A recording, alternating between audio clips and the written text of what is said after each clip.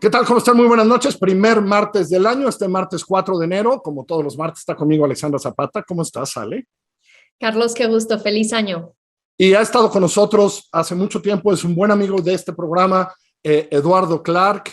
Eh, ya no sé cómo decirte, Eduardo, eres como el zar de la vacunación y esas cosas en Ciudad de México, en los hospitales y la atención, que trabaja en el gobierno de Claudia Sheinbaum, que ha estado, digamos, supervisando un poco a cargo de todo esto que ha sucedido hace 2 años y que nos da mucho gusto tenerte hoy para hablar pues de la nueva letra, la nueva variante, el Omicron, esta cosa que está sucediendo. Así que, Ale, ¿dónde quieres que empecemos con Eduardo? Bienvenido, Clark, qué gusto tenerte de regreso y feliz año. Eh, Hay mucha gente opinando, obviamente, sobre Omicron y la velocidad de transmisión en la ciudad y cuándo, qué se tendría que hacer al respecto. Algunos dicen en redes, tenemos que regresar al semáforo naranja, amarillo, etcétera. Otros dicen, tenemos que asumir que esto pues se va a seguir contagiando. Afortunadamente parece que esta variante es mucho más leve. He escuchado también en redes, y es lo que te quería preguntar, a expertos diciendo casi parece una bendición esta variante porque está contagiando a mucha gente con una enfermedad muy leve, con síntomas muy parecidos a una gripa, un dolor de cabeza, etcétera, sin subir la cifra de hospitalizaciones. Y sin embargo, empieza a generar anticuerpos que sirven como si fuera una vacuna contra otras variantes como Delta, que sí sabemos que son más graves, que sí mandan gente al hospital. Entonces, en ese sentido, tú y la ciudad, ¿cómo lo están viendo? Claro, y bueno, primero que nada, gracias por la invitación. Pues hoy lo que vemos en la ciudad, y yo me siento profundamente afortunado que la ciudad haya logrado vacunar tantas personas y que tantas personas se hayan podido y querido ir a vacunar, porque no me puedo imaginar la circunstancia que estaríamos viviendo de no tener esas tasas de vacunación. Creemos que una buena parte de la razón por la que las personas contagiadas tienen síntomas mucho menores es precisamente por eso, y que si no tuviéramos estas tasas de vacunación podríamos ver incrementos bastante dramáticos en los peores desenlaces del COVID, porque para ser honestos, si no es algo nuevo, la velocidad de la transmisión de esta variante es algo que no tiene precedentes en lo que hemos visto de COVID y para muchos expertos de epidemiología es de las cosas más transmisibles que han visto y estudiado. Falta aún un tiempo para entender los verdaderos impactos tanto de contagio como de hospitalizaciones, pero ahora lo que les podemos decir de la Ciudad de México es sí, tenemos un incremento de casos, es notable, han crecido bastante, pero afortunadamente las hospitalizaciones y las defunciones permanecen en mínimos históricos.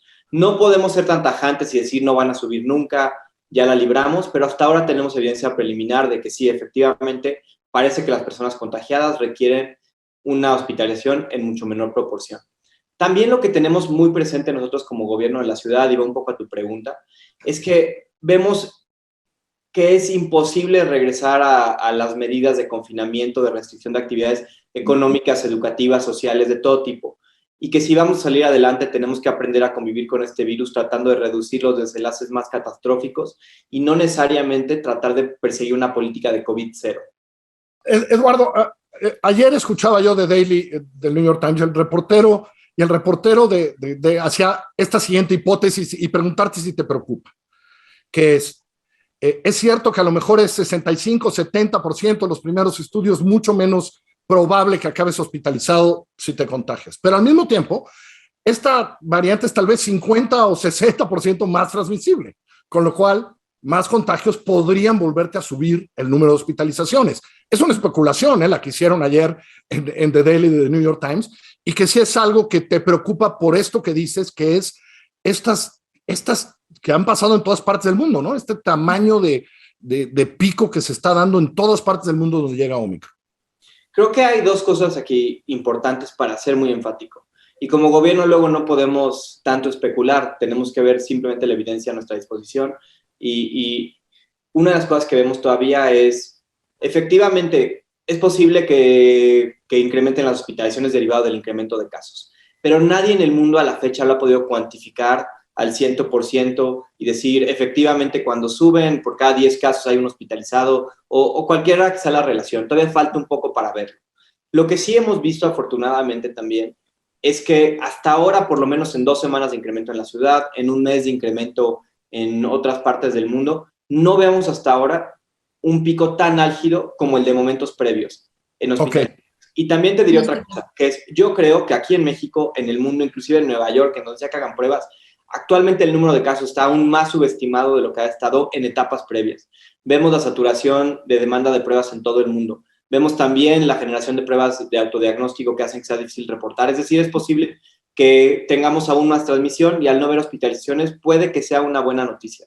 Pero hay que todavía... Pero tú dices, Eduardo, al tener síntomas más leves, también se subestima más porque la gente tiene síntomas muy leves, no se hacen la prueba, no saben que tienen COVID y no se reflejan las cifras oficiales. Sí, es posible que lo que se conoce como la tasa de detección de caso, que es el porcentaje de casos positivos reales que tú identificas a través de pruebas, sea menor en esta ola de COVID en el mundo y en la ciudad que lo que ha sido en anteriores. Entonces todavía falta información. No queremos adelantarnos, no queremos decir esto es 20 veces menos leve y que luego tengamos algún tipo de sorpresa. Hay que llamar un poco a la cautela de vacunarnos, usar el cubrebocas, pero sí hay evidencia internacional preliminar que por lo menos no tiene la misma virulencia que variantes anteriores y eso siempre es una buena noticia. Yo no me puedo imaginar el nivel de, pues ahora sí de estrés que tendría el sistema de salud de ser el caso contrario. Y por otra Eduardo, parte, sí quisiera enfatizar, es algo que yo todavía no tengo idea cómo se va a reflejar, pero ese 15-20% adicional de vacunación que tiene la ciudad con respecto a Estados Unidos, con respecto a Europa, es en realidad donde está la incertidumbre más grande. Porque si bien hay ciudades como Nueva York que tienen coberturas de 91-92% comparadas con las nuestras pegándole al 96-97%, cuando tú ves los datos agregados de otros países pueden llegar al 75-80% en adultos. Es decir, una incertidumbre gigantesca tiene que ver qué tanto esa ganancia marginal de 15-20% más de vacunación en realidad puede hacer o no la diferencia. Ahora, porque tú tienes todos los datos siempre, Eduardo, y sé que tal, tus hospitalizados, ¿cómo andan en proporción de vacunados? Es decir, ¿no? O si como hemos oído en otras partes del mundo, una alta proporción de hoy hospitalizados por Omicron tienen que ver con gente que solo tenía una dosis o no se había vacunado. ¿Cómo vamos aquí en la Ciudad de México? Hay un par de datos que son muy contundentes. El primero es, tenemos hoy 20 veces más personas vacunadas que no vacunadas. Es decir, estamos en una cobertura del 96%. Por cada no vacunado hay 20 personas vacunadas. Y vemos de todos modos que cerca del 70% de las personas que entran a los hospitales no están vacunadas. Es decir, ese es el dato. Ese porcentaje tan pequeño, 4 o 5% de personas sin vacuna, representan de manera desproporcionada las hospitalizaciones y las hospitalizaciones graves además. Es decir, ellos sí están en un riesgo verdaderamente severo que debería hacer repensar a cualquier persona no vacunada qué hacer con su vida. O se encierra de aquí a que termine el COVID en no sé cuántos años. O el siglo XXI, que sí, ya. Es un orden de magnitud en todo el sentido de la palabra distinto el riesgo. Eduardo, dos preguntas. Cuando hablas de ese 96%, ¿te refieres a adultos de 18 para arriba o ya estás incluyendo jóvenes también de 15 en adelante? Esto incluye adultos de 18 en adelante. Jóvenes de 15 a 17 tenemos una cobertura de primera dosis de 92%. Esperamos llegar a ese 92% de cobertura con esquema completo la próxima semana. La próxima semana aplicamos esas vacunas.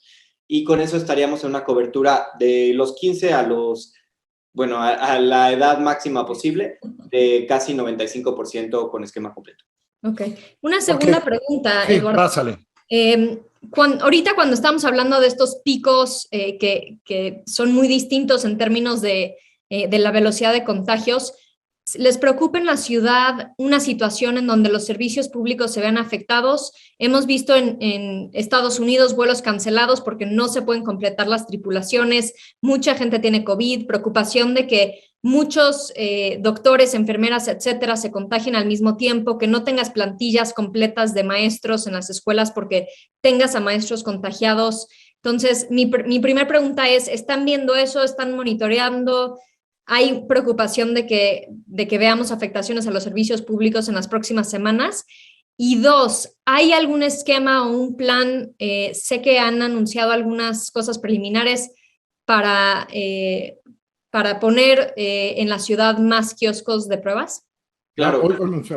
Iniciando por la primera, todavía es algo que es muy temprano para saber, ojalá que no sea el caso, pero sí hay mucha evidencia que en otras partes del mundo el nivel de contagio es tan grande que podría sí repercutir de manera compacta en el tiempo en que muchas personas estén no disponibles para trabajar. Ojalá que sea, si es que ocurre, algo muy, muy corto. También porque lo que vemos es que la pendiente, ahora sí que la agudeza del crecimiento de los casos podría ser tal vez que fuera una ola mucho más corta que las que hemos tenido en etapas previas, que han durado normalmente entre 3 a 4 meses. Entonces, eso podría ser también una diferencia, que a tanto contagio tal vez sube y baje más rápido, pero hay que ver.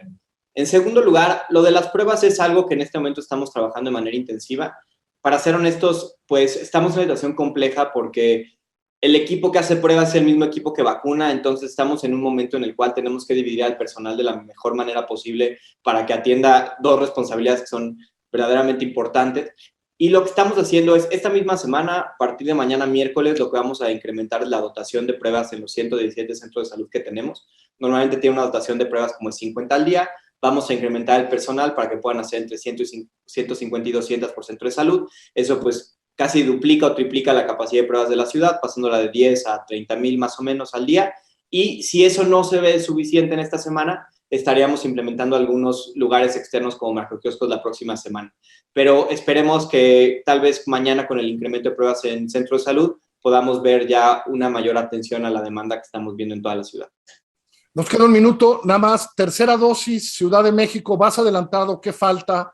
Sobre todo para los mayores de 60, porque no has acabado todas las delegaciones todavía, ¿verdad, Eduardo?